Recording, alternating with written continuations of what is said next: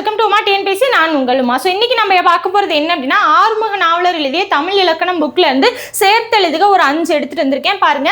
2 அப்படிங்கிற நிலைமொழி வரும். ஸோ இதுக்கு முன்னாடி நம்ம 1 அப்படிங்கிற நிலைமொழி பார்த்துருப்போம். சேம் அதே மாதிரி தான். இதுல ஒரே ஒரு வித்தியாசம் தான் என்ன அப்படிங்கிறது பாருங்க.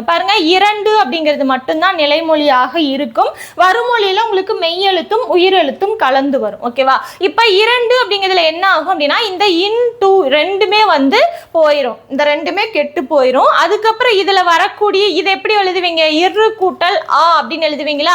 இந்த ஆவும் கெட்டு போயிடும். அப்ப இர் அப்படிங்கிறது மட்டும்தான் இந்த இடத்துல இருக்கும். ஸோ இர் அப்படிங்கிறது மட்டும்தான் இந்த இடத்துல இருக்கும். இதுவே இந்த இடத்துல வருமொழியில மெய்யெழுத்து வந்தது அப்படின்னா வழக்கம் போலதான். ஒன்றுல எப்படி உகரம் சேர்ந்ததோ அதே மாதிரி உகரம் சேரும்.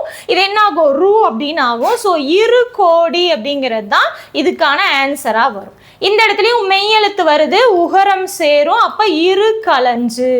ஸோ அப்ப என்ன அர்த்தம்? 2 அப்படிங்கிறது உங்களுக்கு வருமொழி மெய்யெழுத்தா இருந்ததுன்னா இரு அப்படின்னு மாறுது. அப்ப இரு கோடி, இரு களஞ்சு. இதுவும் உங்களுக்கு என்னதான்? மெய்யெழுத்து தான். அப்ப இரு நாழி. அடுத்து பாத்தீங்கன்னா இதுவும் மெய்யெழுத்து தான். ஸோ இரு வாழை. இப்போ இந்த இடம் என்னாச்சு? இந்த இடத்துல உயிரெழுத்து வந்துருச்சு. அப்போ உயிரெழுத்து வந்தது அப்படின்னா ஒன்றுல எப்படி ஓ குரில் அப்படிங்கிறது ஓ நெடிலாக மாறிச்சோ அதே மாதிரி இந்த இடத்துல ஈ குரில் ஈ நெடிலாக மாறும். அப்ப ஈ அப்படிங்கிறது வரும். அதுக்கப்புறம் இந்த இரும் ஆவும் உடல் மேல் உயிர் வந்து ஒன்றுவது பிரகாரம் என்ன ஆயிரும்?